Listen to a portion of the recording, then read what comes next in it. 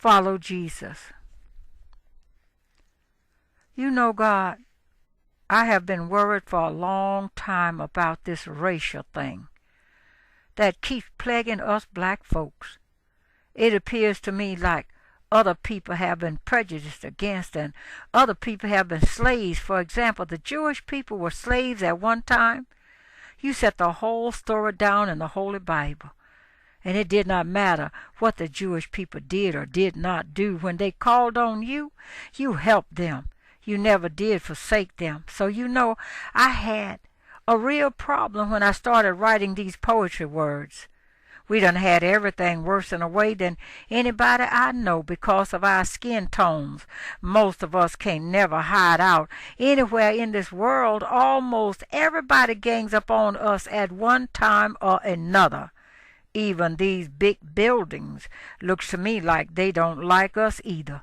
Little buildings don't like us. They act like the big buildings. It's only them little look-like-nothing buildings that have the brightest lights blinking welcome. We understand. Anyway, I waited for all the hate to come pouring out in my writing against other people's. But it didn't really happen. I mean, you know, I wrote a couple of poems about this awful nagging pain.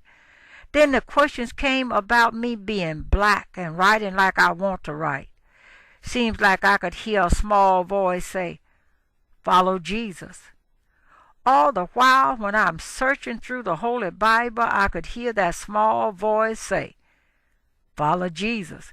So that's just what I'm going to do. Be the best that I can be.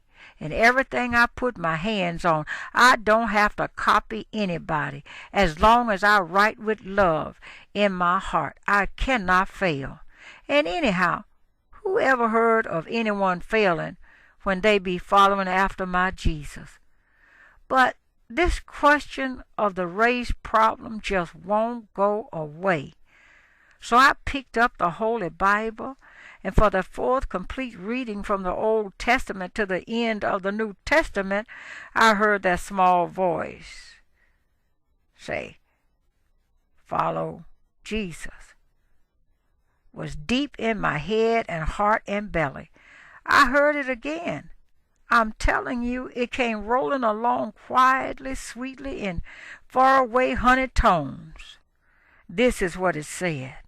Now listen, it said, when Jesus comes into your heart and becomes the Lord of your life, you cannot hate anybody because you are all filled up with His love. But you can hate sin and bad things. And I waited to hear some other solution, some other alternative. The voice said, "Jesus." I tried another question. "What about a new job?" The voice said, "Jesus." Then I asked about my friend's cancer. The voice repeated, "Jesus." I want to go to school for my high school diploma. The voice repeated, "Jesus." I'm too old for school. I got aches and pains. I'm depressed. The voice repeated, "Jesus." I asked about my problem with trying to give up cigarettes. The voice repeated, "Jesus." I asked a lot of questions that day, and the answer always came back, "Jesus." Maybe whoever's reading or hearing this can make some sense out of all of this.